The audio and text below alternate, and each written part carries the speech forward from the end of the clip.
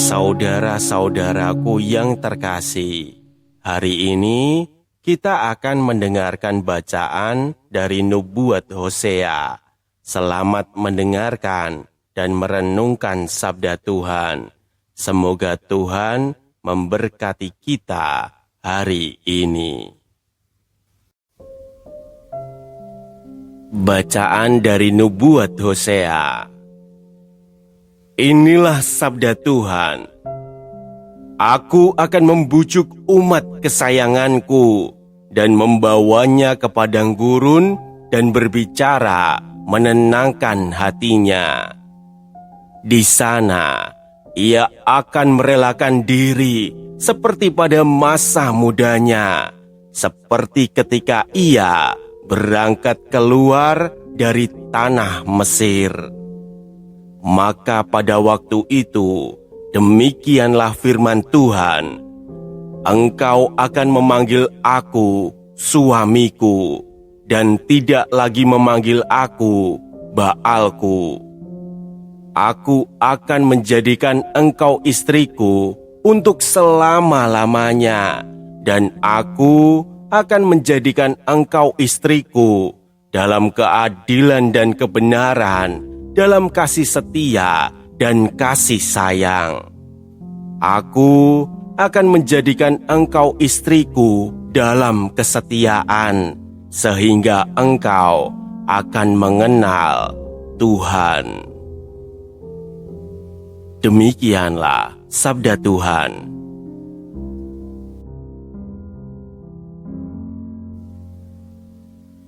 Saudara-saudaraku yang terkasih, tidak semua orang yang menjauh ingin meninggalkan.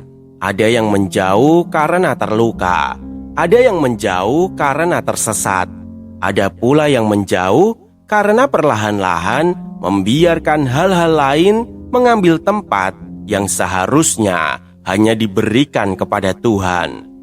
Seringkali kita berpikir, jika kita terlalu jauh meninggalkan Tuhan, Ia akan berhenti menerima kita. Namun bacaan hari ini menunjukkan hati Allah yang justru sebaliknya. Dalam kitab Hosea, hubungan antara Tuhan dan umat Israel digambarkan seperti hubungan suami dan istri. Ketika umat berpaling kepada ilah-ilah lain, itu diibaratkan sebagai ketidaksetiaan dalam sebuah pernikahan. Secara manusiawi, kita mungkin membayangkan hubungan itu akan berakhir. Namun yang dilakukan Tuhan sungguh mengejutkan. Ia berkata, Aku akan membujuk dia, membawa dia ke padang gurun, dan berbicara dengan lembut kepada hatinya. Mengapa Tuhan membawa umatnya ke padang gurun? Bagi bangsa Israel, padang gurun bukan hanya tempat yang gersang. Di sanalah mereka pertama kali belajar mempercayai Tuhan setelah dibebaskan dari Mesir. Padang gurun menjadi lambang tempat di mana hubungan mereka dengan Tuhan masih murni, sebelum mereka tergoda untuk berpaling kepada allah-allah lain. Dengan kata lain, Tuhan ingin membawa umatnya kembali kepada kasih yang pertama, bukan dengan paksaan, bukan dengan ancaman, melainkan dengan kasih yang menyentuh hati. Bahkan Tuhan berjanji akan meminang mereka kembali dalam keadilan, kasih setia, dan belas kasih. Ini menunjukkan bahwa tujuan Tuhan bukan sekedar mengampuni dosa umatnya, tetapi memulihkan hubungan yang telah rusak. Bukankah ini juga sering terjadi dalam hidup kita? Kadang kita begitu sibuk hingga doa mulai ditinggalkan. Kadang kita lebih mengandalkan kemampuan sendiri daripada mengharap kepada Tuhan. Kadang kita sadar bahwa hati kita mulai menjauh dari Tuhan, tetapi merasa sudah terlalu terlambat untuk kembali. Hari ini, sabda Tuhan memberi harapan. Tidak peduli seberapa jauh kita melangkah, Tuhan tidak berhenti mencari. Ia tetap memanggil kita dengan lembut. Ia tetap membuka jalan agar kita dapat kembali kepadanya. Sebab kasih Tuhan tidak bergantung pada kesempurnaan kita. Kasih-Nya tetap setia bahkan ketika kita tidak setia.